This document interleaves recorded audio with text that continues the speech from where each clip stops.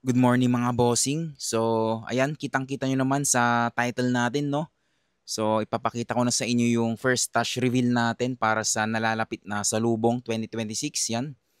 So, itong box na to, papakita ko sa inyo isa-isa kung ano ba yung mga pailaw or paputok na binili natin, yan. So, masasabi ko na sobrang bilis ng araw, no, ng panahon.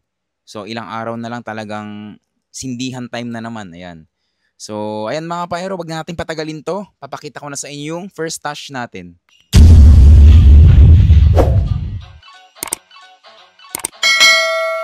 Una mga bossing, so dito muna tayo sa mga nagbabalik, no? Ito yung mga nagbabalik na whistling rockets ni LF or Legendary Fireworks na Silver Dragon, which is 100 shots. Ayan. 100 shots mga boss. So, dalawa yung binili natin, no, para sulit. Ayan. Medyo okay naman yung presyo nito. Ang price range nito is nasa 500 pesos to 600 pesos, no. Depende na lang sa bibilan ninyo. Pero ito nabili ko kay Madam Rosalie Navarro, ayan. So ito yung first fuse niya, syempre. Tapos wala siyang wala siyang second fuse. So ang gagawin natin dito is isi-series na lang natin to. So meron namang video si Boss Tawiti. Yan, shoutout sa iyo boss, na kung paano mag-series nito. So babalatan na lang natin to mga boss, ayan. So ayan, Silver Dragon by Legendary Fireworks mga boss. Ito yung pampaingay natin. Isa sa pampaingay natin ngayong Salubong 2026. Ayan. So next mga boss, dito tayo sa, syempre nagbabalik ulit. Ayan. Ito yung maganda to mga boss eh. Pyro Pro na Flying Dutchman. Ayan mga boss. Ayan. Flying Dutchman na 50 shots. So ito yung effects niya. Ayan o. 3 times whistling and silver tail, slowly to fast. So sobrang solid na ito. Kung pwede nga lang i-series ko to mga boss eh, kaso tag-isa ko na lang silang sisindihan para maayos. Yan. So ito meron to nung Salubong or nung 2021. Naalala ko dati nasa lang to nasa 900 ganun. Samantalang ngayon, ang price range nito is nasa 1,500 to 1,700. Depende na lang sa bibilan nyo yan. So, kay Madam Rosalie ko rin ito nabili mga boss. Ayan. So, ito rin yung isa sa pampaingay natin. So, itong dalawa, LF. Basta LF, talagang magaling sila mga boss sa mga, alam nyo yun, mga whistling effects na ganyan yan. So, ayan mga boss, Flying Dutchman. Tapos, next naman mga boss, ito yung 16 shots na natin, no. Try naman natin yung ibang brands mga boss. Kasi last year halos puro Dragon tayo eh. Ayan. Ito meron din tayong Athena dito. Ni LF pa rin syempre. 16 shots, ayan. So meron na rin siyang second fuse mga boss. Ayan, second fuse. Tapos ito yung first fuse niya, ayan. So para lang alam niyo no, sa mga first time na magsisindi dyan. Kasi minsan walang first fuse na nakalagay o kaya second fuse, no. So baka malito kayo kung saan yung first fuse doon. Basta tignan nyo lang mga boss, ito yung palatandaan nyo yung plus na sign na yan. Ibig sabihin ito yung first fuse. Tapos yung second fuse naman mga boss, ayan, no. Negative siya or minus. So ito yung second fuse, yan.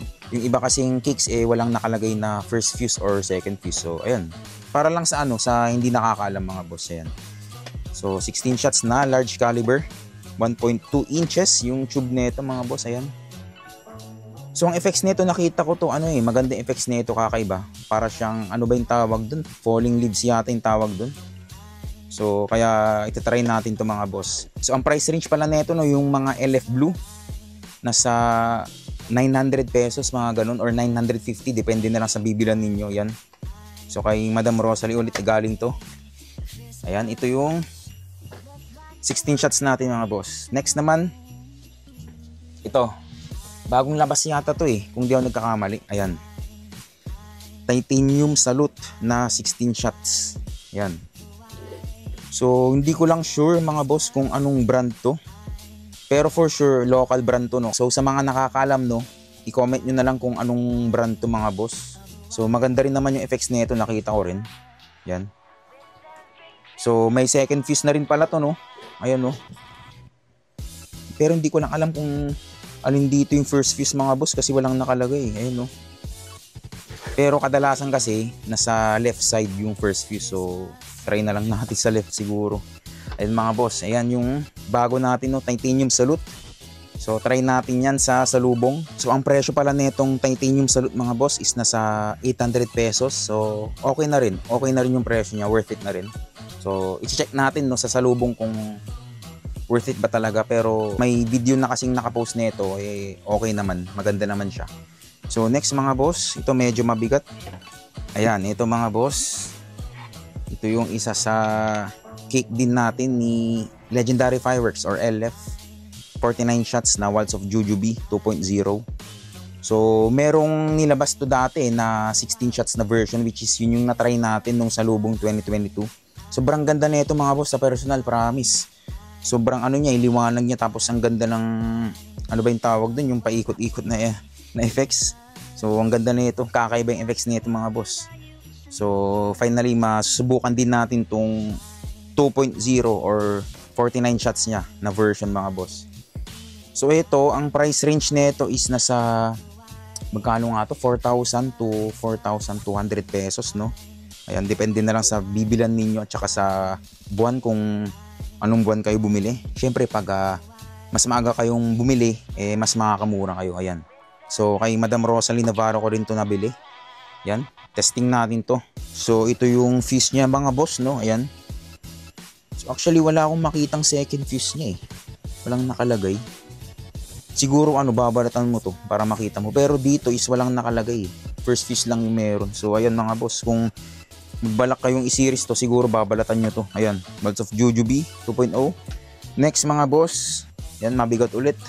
So ito mga boss, Artemis na 49 shots ni Legendary Fireworks na naman. Ayan. So nagbabalik yata to, yung alam ko eh. Ayan mga boss, kung makikita nyo yan, no, may first fuse siya, tapos sa likod is may second fuse. Ayan no. Sa Jujubee wala eh. Babalatan mo pa siguro yun. So ito maganda yung effects nito mga boss kasi ano siya eh. Ano nga yung effects nito? Flying fish. Yan, maganda. So testing natin to sa salubong mga boss. So by the way, large caliber tong mga to.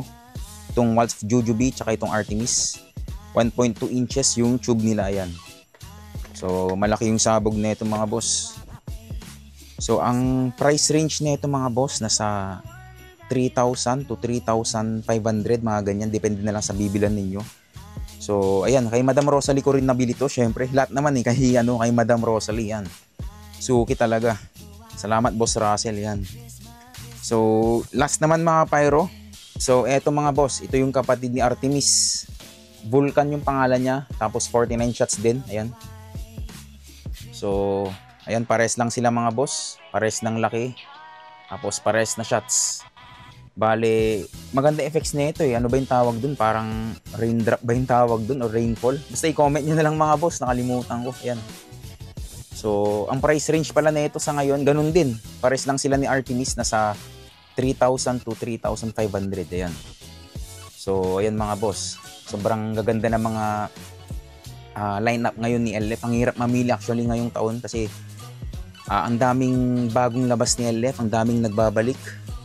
Tapos, ganun din sa mga ibang brands na yung mga imported, yung mga Golden Rooster, alam mo yun. So, ang hirap mamili ngayong taon. Ang dami talagang choices mga boss. So, ito no, mga boss, ito na yung ating first touch reveal para sa nalalapit na salubong 2026.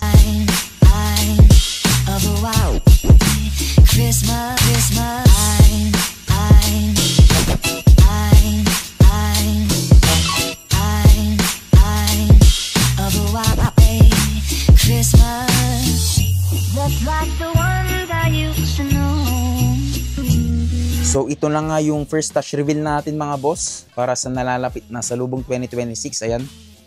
So kung makikita nyo, puro LF yung binili natin. Kasi sa second touch reveal natin mga boss, abangan nyo na lang pala yun, no, yung second touch reveal natin. So ibang brand naman yun. So itong first touch reveal natin, LF. Yung second touch reveal natin is ibang brand naman yun. So abangan nyo na lang yun mga boss, no. So bago pala tayo mag-end, no, itong video na to, ngayong taon kahit papaano bumaba yung mga presyo mga boss. So meron din naman yung mga ilan-ilan na ano, ganun pa rin yung presyo katulad nito, itong Jujubee. Last year kasi ganun din yung presyo eh. Nasa 4,000 din eh, di ba? Itong LF Blue, parang nasa ano yata to last year, 1,000 pataas, ganun. Pero ngayon bumaba 900. Hindi ko lang sure kasi hindi ako bumili ng ganito last year eh. So, pero ang alam ko nasa 1,000 plus to eh. So ngayon nasa 900 na lang mga boss. So, itong Silver Dragon, naalala ko nung 2021, nakabili ako nito ng ano eh, 250 yata, 300, ganun.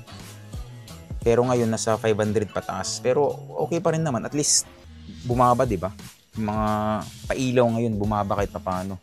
So, sana nga lang